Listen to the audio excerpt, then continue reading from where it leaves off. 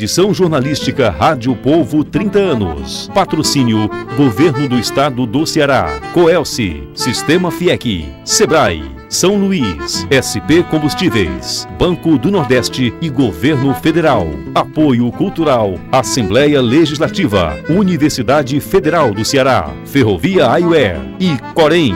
Promoção O Povo. Realização Fundação Demócrito Rocha. Rádio O Povo CBN.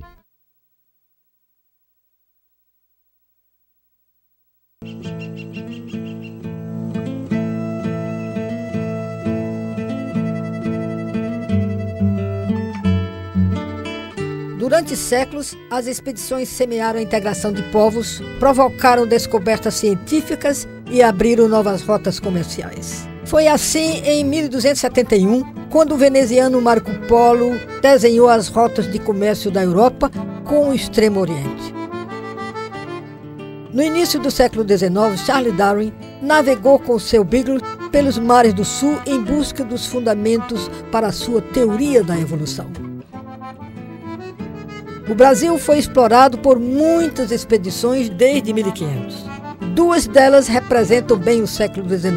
A expedição Langsdorff, de 1824, que adentrou o interior do país, e a cobertura jornalística do conflito de Canudos.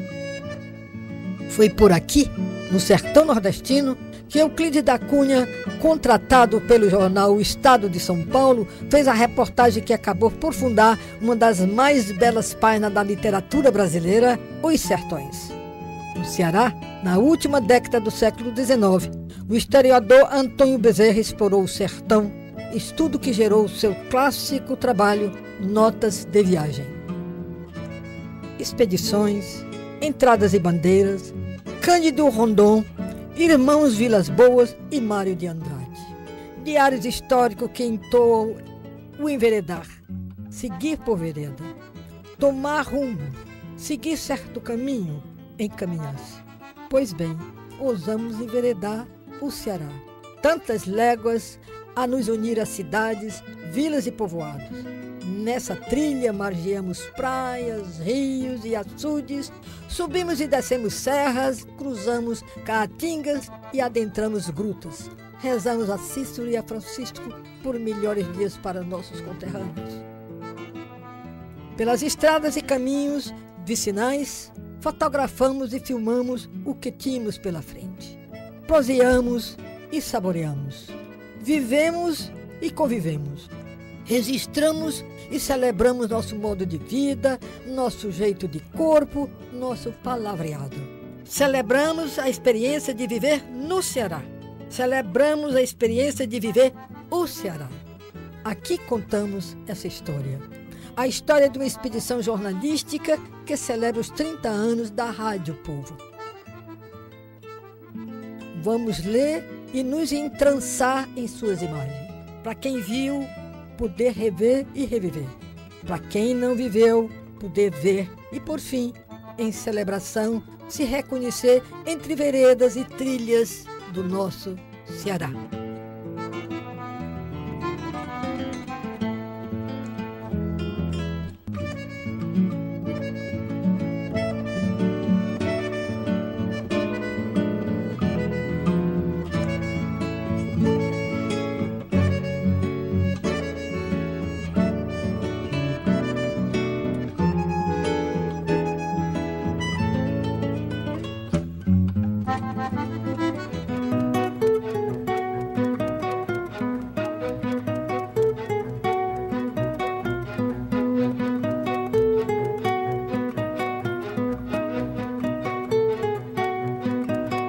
Patativa, aqui na entrada de Assaré, estava escrito lá, bem-vindo à terra da poesia popular.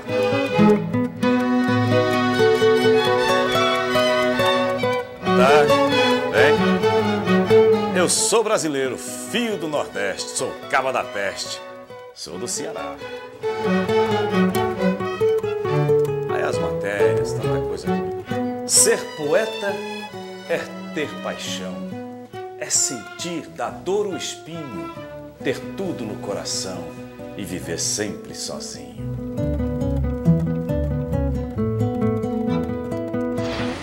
2 dedos de prosa. Aqui do meu lado, o seu Francisco, que é vizinho do Memorial do Patativa do Assaré e que conviveu muitos anos com Patativa. Não existia esse negócio de televisão, nem rádio, essas coisas, tudo era difícil. Quando havia uma cantoria no sítio, eram uns touros de festa grande. Aí, em 1962, eu fui fazer o aniversário de meu filho mais velho, de cantoria. Foi Anacleto dia Patativa e eu mandei chamar um cantador de Caruaru, chamado Caboclo Linho. Bom, eles começaram a cantar lá em casa, eles sempre moravam no sítio. Eles começaram a cantar lá em casa, 7h30 da noite. Terminado no outro dia. Aí ele estava bem soldado, parou um pouco de cantar. Aí minha sogra levou ele, que era a prima dele, levou ele lá pra dentro, deu um caldo a ele. Um caldinho. Aí os outros cantadores ficaram cantando e fazendo mangofa dele, né? Mangando dele, né? Mangando. Um dizia, Patativa é um poeta conhecido na poesia, mas onde vai cantar acaba com a vida. Mas ele ficou com raiva e agora não bebe nada. Aí o outro respondia, e ele não deixou não, porque ele é um homem sem controle, quando chegar em Assaré, ele torna a beber de novo.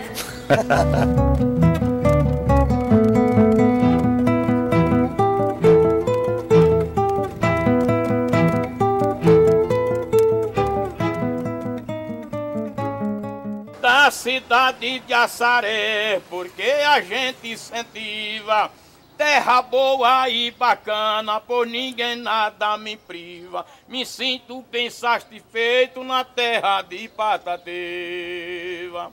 Existe Castro Alves, Augusto dos Anjos, Olavo Bilac, que ganharam dele na cultura, mas na inspiração nunca. Nunca. Isso é uma coisa que eu sempre digo, quando falam de Patativa, eu digo, é o poeta do Brasil.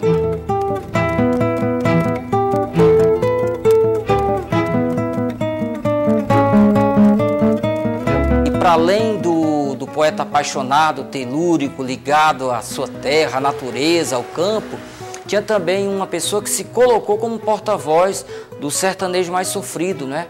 Então ele tem essa dimensão social na poesia dele muito rica. E não esqueçamos que ele faz isso durante um período da história do Brasil, né, de ditadura militar, e mesmo assim ele ia e tocava na ferida, né? Então, vários poemas deles, ele toca nessa questão, né? Principalmente a desassistência da parte do governo em relação, né, ao povo mais sofrido, mais humilde, a indústria da seca, né? A CE 270 aqui já para chegando no Parambu. E é aqui que nós vamos encontrar a Cidade Fantasma, né?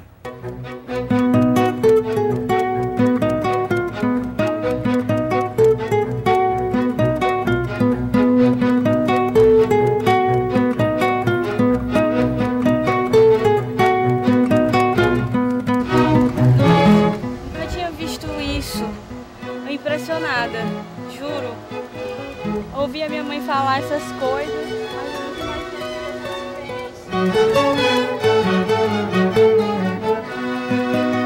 isso. Parambu hoje, vejam vocês, é uma cidade que é próspera, com tudo organizado e com todo o crescimento, e era um distrito desse lugar aqui.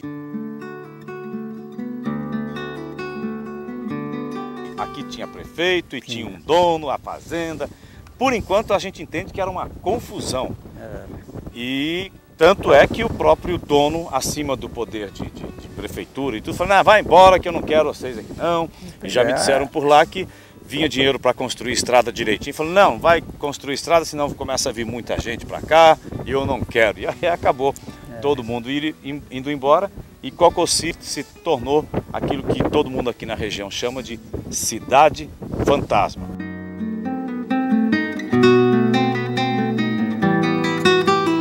Vocês fazem o quê? Qual o meio de sobrevivência? Meu meio de sobrevivência, sou funcionária do município. Parambu? Sim, e sou pensionista. Certo. Tem a pensão do meu marido, né, que faleceu. Sobrevivo disso aí. E aqui tem a agricultura, tudo compra vem de lá? Tudo. Assim, no tempo que há inverno, a agricultura a gente tem, né, por acaso essa grosseiro, né, que é o milho, feijão, essas coisas, né. Sei. Agora as outras coisas a gente tem que comprar na rua. Parambu tá lá. Moram quantas pessoas no que restou de Cococi? No que restou de Cococi, na casa de Dona Ana são 4 pessoas e em minha casa somos 3 pessoas. Ou seja, no total a população hoje é de 7 pessoas. 7 pessoas.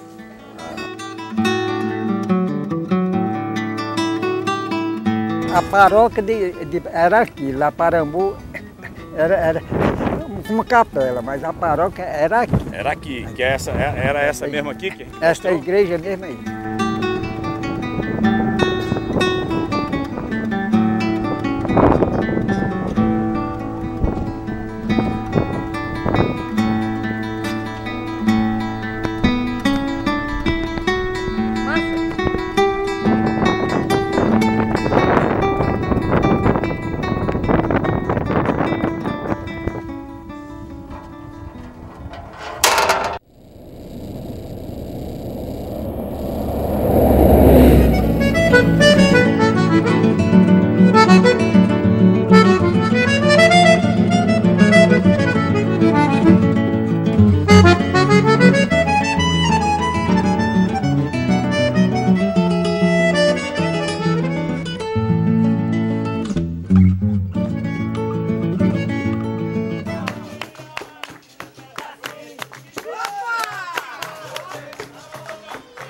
É assim que Ubajara nos recebe, ó. Capoeira domingo de manhã na praça.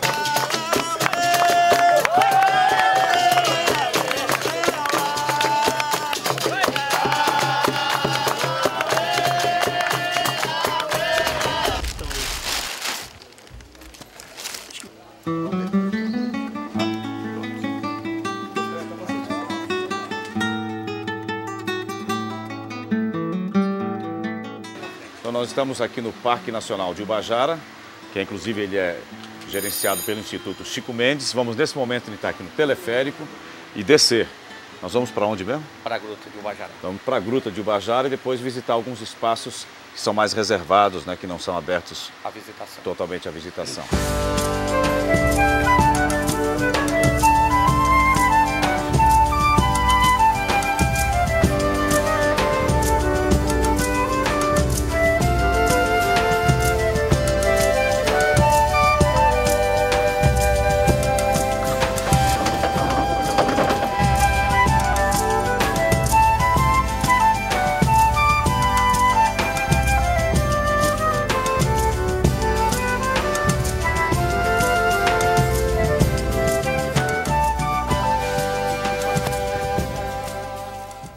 A entrada principal da caverna é aqui, ó, a gente está nessa entrada aqui. Ah, sim. E aí? Esse trecho escuro é a área de visitação, né? Então é mais ou menos aqui em torno de 200 metros, né? Chega a 400 metros, 200 metros de visitação. 420 de visitação. Então esse trecho é o trecho de circulação turística. Sim. Então o que a gente vai fazer? A gente vai fazer o trecho turístico, mas a ideia é entrar em alguns trechos em que não tem uso turístico, só para pesquisa, né?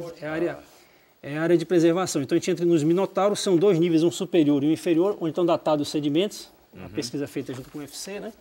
E depois seguir até o rio, tem um riacho que chama o Riacho Mucuripe, que ele entra no sistema aqui através de 2 funis grandes, que a gente vai ver um deles, a sala do funil, e depois ele segue e tem um sumidouro, onde ele some Vai embora. pela pedra, exatamente.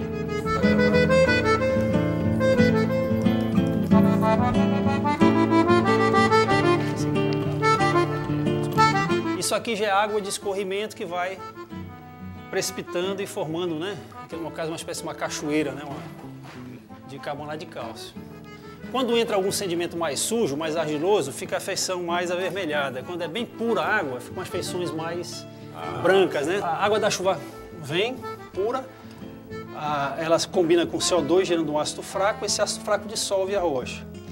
Então ele vem carregando e transportando o carbonato de cálcio da própria rocha. Quando chega na caverna, a água libera o CO2 para a caverna e forma um anel de calcita. Então são diversos anéis, ó. Se detalhar aqui com uma luz bem forte, né, você vê os diversos anéis de calcita formando.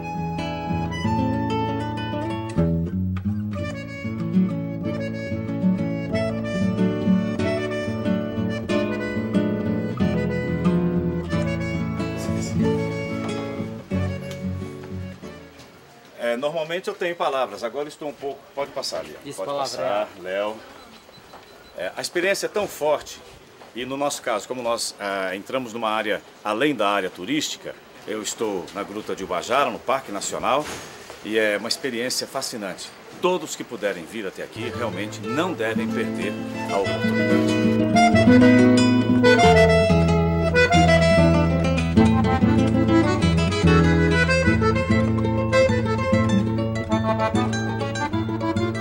Aqui, além de um limite de estado, praticamente próximo ao limite do estado do Ceará com Piauí, é um limite geológico também importante, dois domínios bem diferentes em termos de idade, né? A Serra Grande, que é o grupo chamado Grupo Serra Grande, é uma bacia sedimentar antiga, né? Uma evidência da invasão do mar no período siluriano aqui no continente sul-americano. E eles sobrepõem esses sedimentos até mais antigos, onde estão a Gruta de Ubajara, né?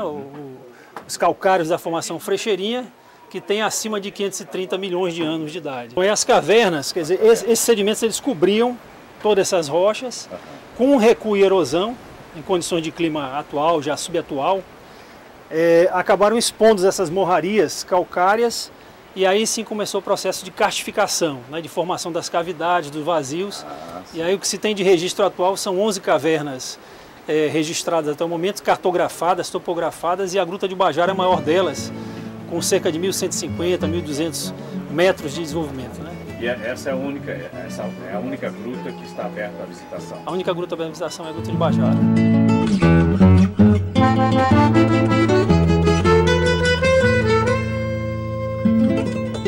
Hoje, segunda-feira pela manhã, dia 22 de outubro, nós estamos preparados para seguir numa outra direção.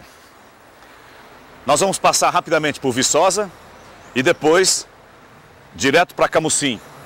A expedição jornalística Rádio Povo 30 anos, saindo de Ubajara. Arraiz! Ih, rapaz, ele já está indo embora. Pera aí, vamos ver aqui se a gente faz ele parar aqui, ó. Ei, Arraiz! Pera aí, ele foi, ó. Arraiz, espera aí! Para, Arraiz! Abre a porta do ônibus, Arraiz. Parou!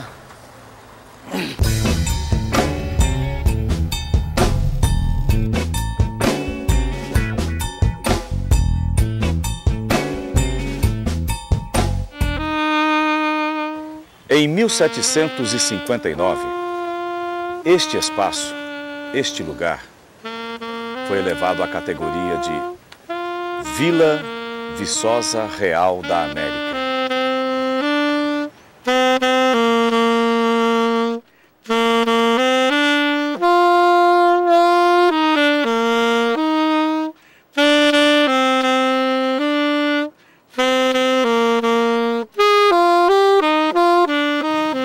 E em 1882, portanto há 130 anos, foi elevada à categoria de cidade, com o nome de Viçosa.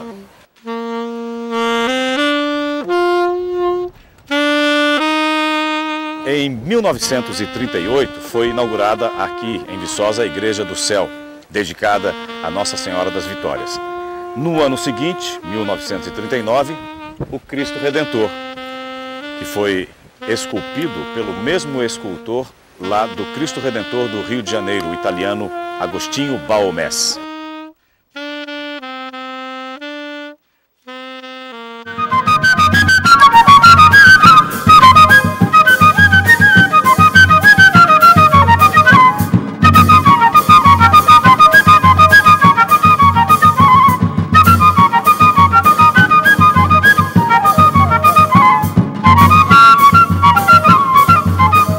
Que é a bodega de Alfredo Carneiro de Miranda e Tereza Nogueira Mapurunga Miranda.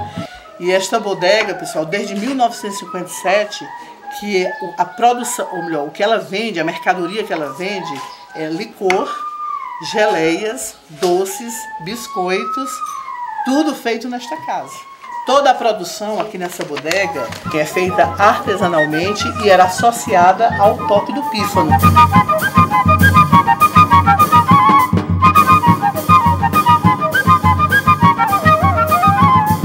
A canela de Cunhã depois ficou famosa devido a um estudo feito por um fitoterapeuta cearense chamado Dr. Francisco Abreu Matos, da Universidade Federal do Ceará.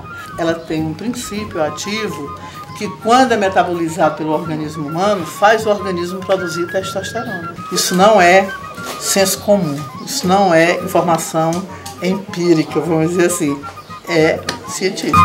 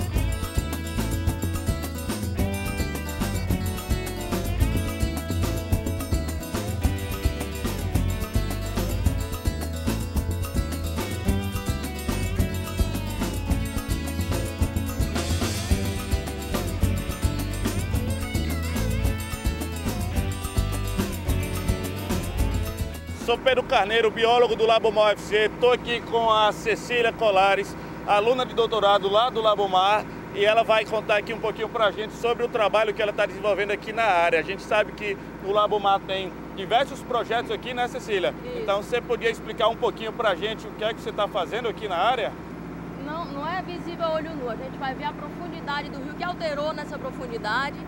Isso a gente chama de morfologia do rio, que alterou na forma, né, do rio Coreaú ao longo do tempo. O estuário é tão dinâmico que ele muda em questão assim de meses, né, porque tem ação de vento muito forte, ação de maré constante, e o nosso trabalho é exatamente determinar essa mudança na morfologia do rio, o que alterou na profundidade do rio.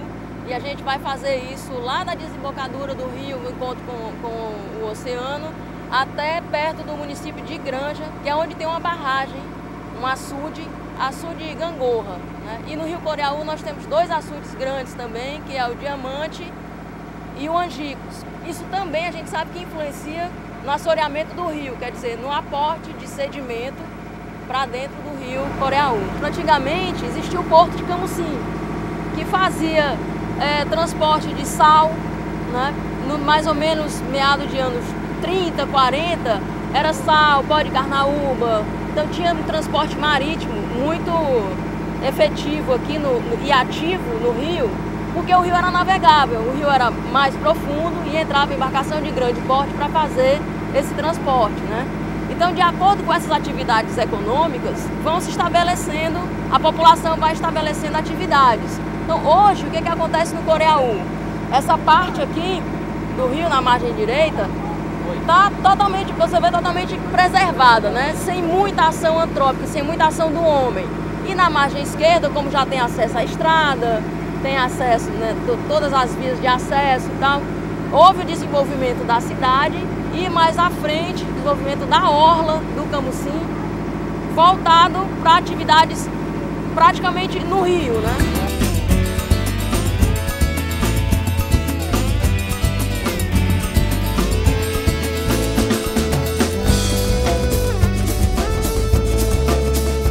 Aqui todo o pessoal da expedição prontinho para sair de Camusim para Jericoacoara, Jijoca.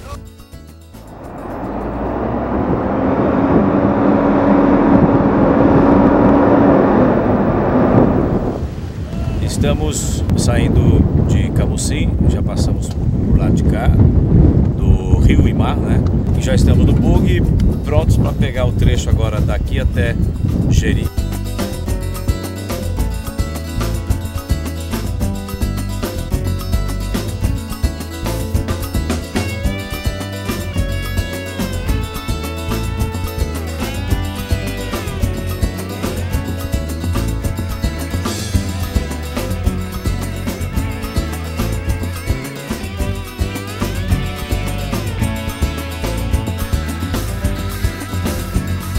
Pedra Furada, o cartão postal de Jericoacoara, na verdade é um arco formado pela abrasão marinha, especialmente no período quaternário, com a transgressão marinha, com o avanço do mar em direção ao continente. As ondas e as marés trabalharam ao longo de algumas estruturas pretéritas da rocha E a água trabalhando continuamente durante um período grande, ainda acompanhada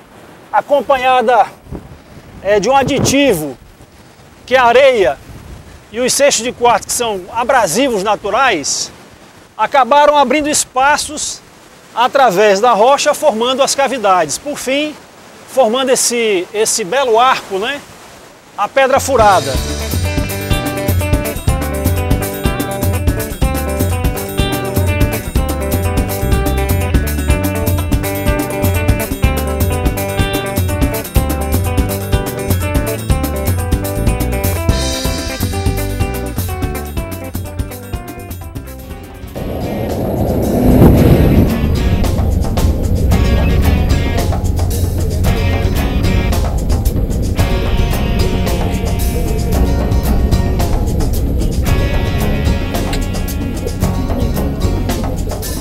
Expedição jornalística Rádio Povo 30 anos. Estamos chegando, tem muita coisa para fazer aqui. Vamos lá.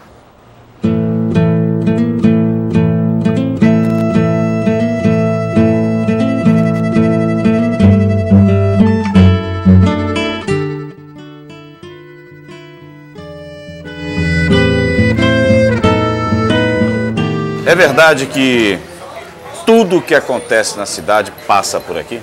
Eu sempre digo que a história de Sobral passa pelo Beco do Cotovelo. Passa pelo Beco. Eu estou aqui com 32 anos no café, 32 anos no meu poder. Mas realmente o café já existe há 57 anos. O Beco, ele é uma passagem, né? Aham. É uma passagem. Ó, você vê, tem uma rua ao lado e há 40 anos atrás tinha um mercado público ali naquela praça, onde é a Praça da Coluna. Então isso aqui é uma passagem necessária, né? Aham. Aí eles foram construindo boteco, né, bodega, bares, né, de uma forma irregular. Sim. Então ficou essa via tortuosa. Tortuosa. Virou um cotovelo. E a sabedoria do povo achou que fosse um cotovelo, exatamente. Né? O poeta, eu até ajudei a fazer essa poesia, ele diz: o nosso corpo possui um órgão emocional. Esse órgão é o coração, onde tudo é natural. E o beco do cotovelo é o coração de Sobral. Por essa artéria gravitam as novidades do dia. O padre, o médico político, fala das suas teorias. Malandro derrama gira, poeta faz poesia. A nossa expedição jornalística chega em Cariré, bem pertinho de Sobral, aqui no nosso Ceará. E essa casa que está aqui no fundo, adivinha? É a casa onde nasceu a Adízia Sá, jornalista conhecida em todo o Ceará, em todo o Brasil, e que tem uma participação grande na história da Rádio Povo, do Jornal O Povo, da TV O Povo, a nossa querida Adízia Sá. Eu vou conversar com a outra Adízia, que está aqui do meu lado, e vai mostrar esse cenário onde a Adízia viveu a sua infância e os seus dias. É a Maria Adízia Barros de Sá, sobrinha da Adízia Sá. Sim, Maria Adízia Barros de Sá foi uma homenagem que meu pai, irmão, quis prestar à minha tia caçula, a professora Adízia, né? E foi aqui, nesse lugar em que ela nasceu, a 17 de novembro de 29, que coincide justamente com o aniversário de Cariré, com seus 83 anos. Ela foi batizada na igreja de Santo Antônio, que é a nossa igreja mais antiga, aqui a nossa, a matriz. Minha tia saiu daqui por volta de 7 anos de idade, muito criança, foi para Sobral, porque meu tio-avô fez com que minha avó tivesse aqui no Cariré uma pousada que não tinha nem onde parar o pessoal para comer, nem para tomar um banho. Então minha avó, como sempre, muito lutadora, mimosa, criou aqui uma pensão. Né? E essa pensão cresceu ao ponto de ir para Sobral e Sobral para Fortaleza e ficou sendo Hotel Sobral. Né? Há 80 anos isso aqui só existia 3 casas, uma igreja né? e se imagina mais nada. E daqui começou uma vida, sempre lutando com honestidade, com muita vontade, com muita gana. E eu gosto muito de dizer uma coisa que a tia Adízia sempre diz, sabe, Odilon? Ela diz assim, minha avó quando dizia assim, olha, vocês vão todos estudar, os filhos, né? Porque eu quero que vocês sejam gente.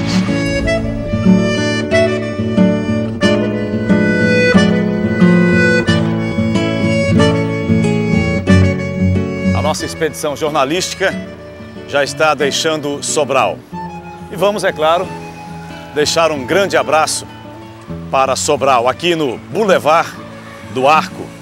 Agora é Canindé.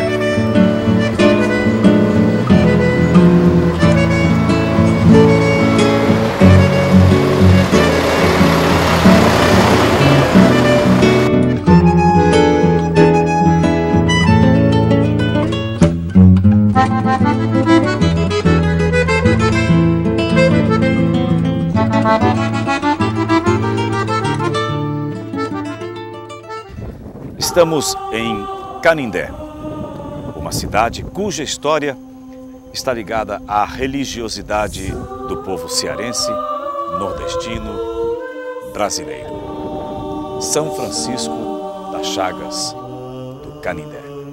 Senhor Deus do universo, céus e terra estão cheios da vossa glória.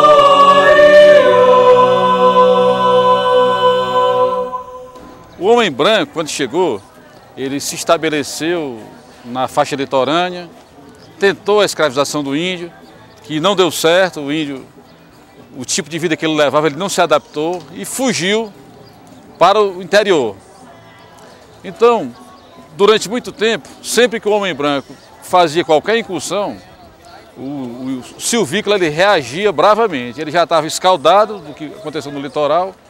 Então o homem branco chegou ao ponto de ter medo. Eles chamavam, a partir de certa distância do litoral, já chamavam de desertão. Não, ali é o desertão. Até o próprio nome sertão é uma corruptela disso aí.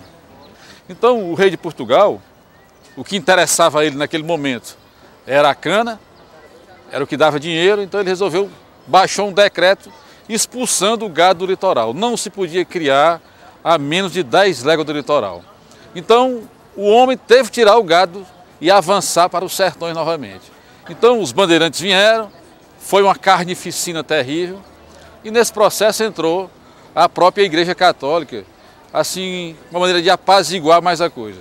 Há quem critique a atuação da Igreja, mas sem ela seria pior. Se a Igreja promoveu o etnocídio, que foi a destruição da cultura, sem ela teria sido o genocídio, que teria sido a exterminação por completo do nosso índio. Os franciscanos, esse mesmo a quem nós somos ligados, da província de Santo Antônio, eles começaram a fazer pastorais itinerantes. Eles chegavam nessas fazendas, iam casando, batizando e formando além da consciência cristã, a própria devoção a São Francisco. A pessoa se identificava com ele. Vinha aquele homem, vestido de hábito de São Francisco, de pés no chão, pobre como ele, houve toda assim, uma identificação dele. Em 1775 chegou um camarada aqui chamado Francisco Xavier de Medeiros. Essas terras aqui não tinham dona. Aquelas terras que chamam devolutas, né? Na época chamavam terras ranguingas. Nesse local onde está a Basílica, ele fez um oratório para São Francisco e fez sua casa ali próxima. E essa igreja foi crescendo, começou a surgir pessoas que fizeram doação, mesmo antes dela estar concluída. Quando chegou na época de se fazer as torres, um operário despencou de uma torre dessa e teria se valido de São Francisco e teria ficado preso pela camisa, aquelas camisas grossas, quase de lona, na ponta do andaime, teria escapado do que seria uma morte certa. Então a história desses milagres, elas se espalharam como rastilho de pólvora pelos sertões afora e além fronteiras.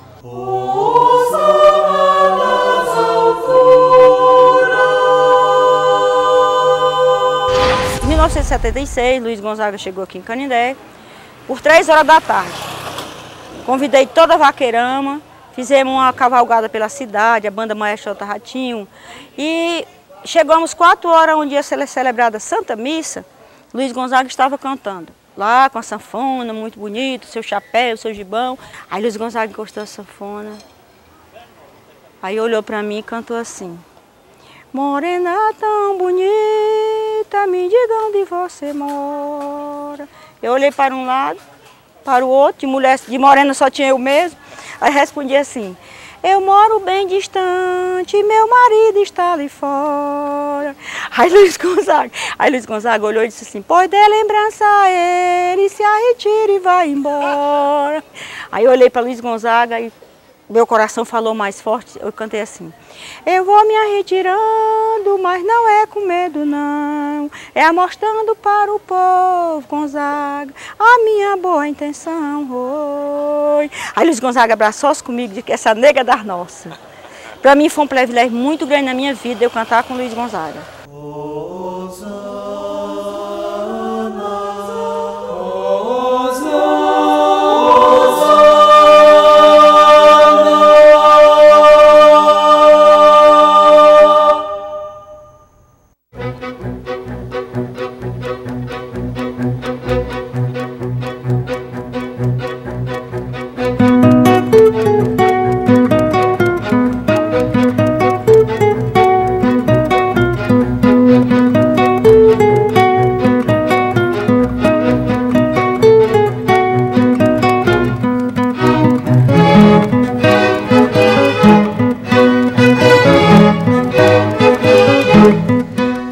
caminhando para a reta final da nossa expedição jornalística, nós chegamos no Porto do Pecém.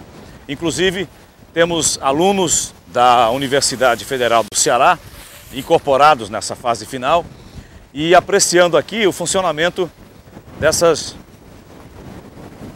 dois equipamentos que eles geram energia elétrica exatamente a partir do movimento das ondas e das marés. É uma experiência nova, uma experiência da Universidade Federal do Ceará, junto uma parceria com a Universidade Federal do Rio de Janeiro e que promete bons frutos também.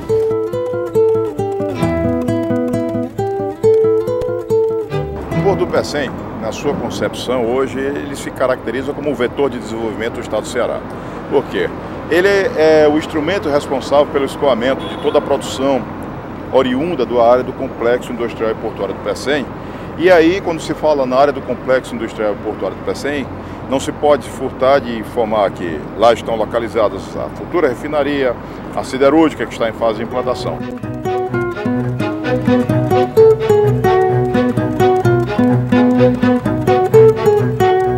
Nós estamos a 6 dias da costa leste dos Estados Unidos e a 7 dias da costa da Europa, nos garante que as mercadorias, ou seja, os tradings que são feitos para garantir a chegada dessas mercadorias nos prazos estabelecidos, serão respeitados. Ou seja, nós somos um porto com características totalmente distintas pela localização, pela aplicação de tarifa e pela profundidade natural que nós temos. É aqui que há espaço para crescer, é aqui que o governo está investindo pesadamente, desenvolvendo projetos de expansão, e aqui está o futuro do Ceará. Haja vista que o Porto de Fortaleza já se encontra um tanto saturado, que ela atende à indústria de grãos de trigo e também de petróleo, a tancagem de petróleo. Portanto, o crescimento se dará obrigatoriamente pelo Porto do Pecém.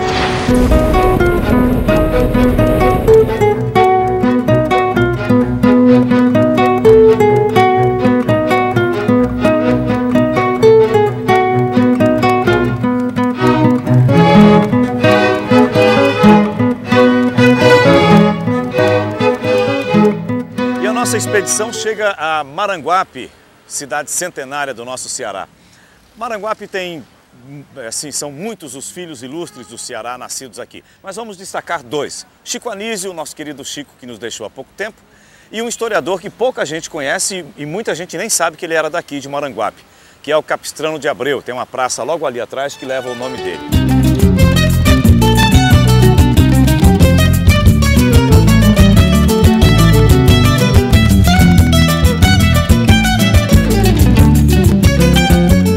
Maranguape se caracteriza principalmente por ter tido uma formação em duas etapas.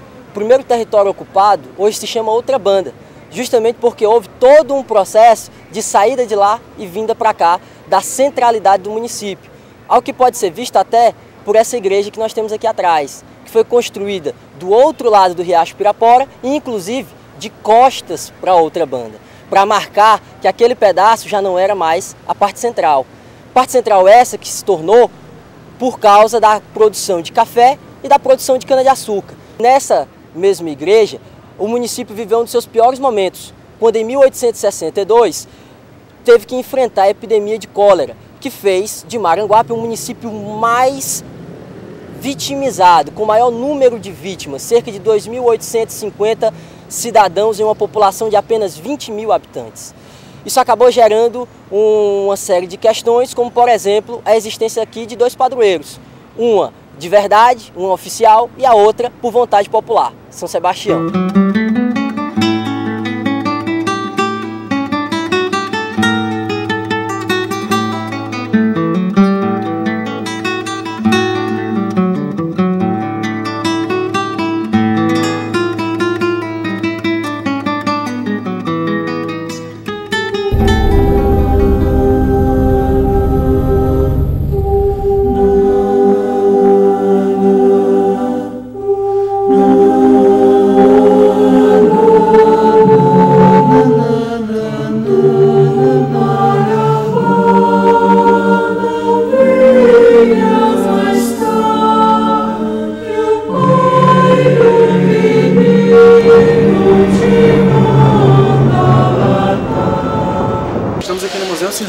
liberto em Redenção e eu me chamo Kelvison e vou passar para vocês um pouco da história da cidade e também sobre essa fazenda.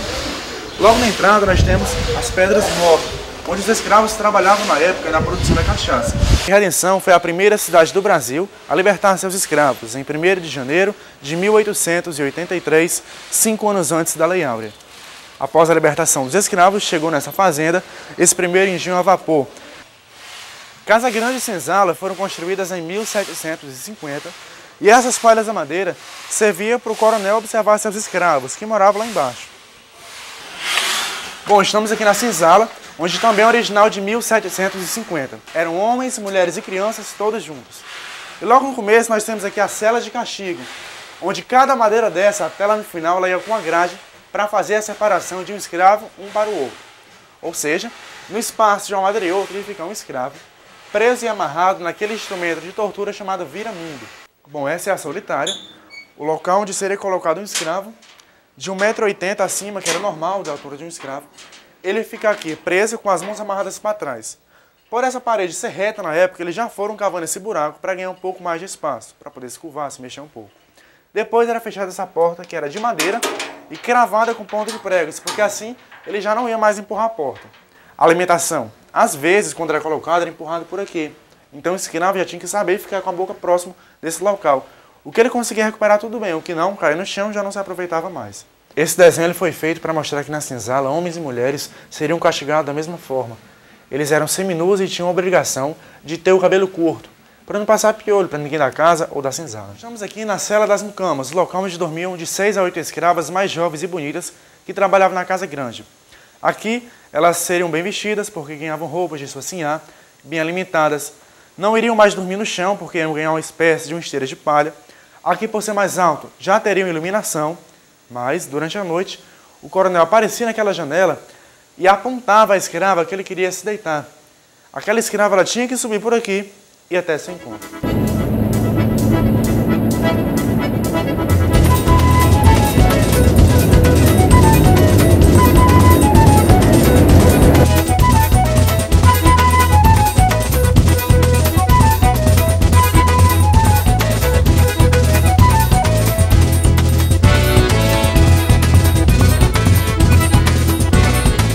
Messejana, ela é originária de uma aldeia de índios, certo? Ninguém sabe quando foi que eles chegaram aqui. O fato é que eles vieram fugidos da banda do Rio Grande do Norte, daquelas guerras que tinha da Paraíba do Norte para o Rio Grande do Norte. Então vieram beirando o litoral e aportaram aqui as margens da lagoa de Messejana. Muita gente de hoje, o desejo era de aterrar essa lagoa, porque não tem a mínima consciência ecológica. Sabe por quê? Porque eles atribuem o tráfico de Messejana hoje a esse inferno por causa que o território do centro de Messejana, 50% é ocupado pela lagoa. Só que quando os carros chegaram, a lagoa já estava aqui, né?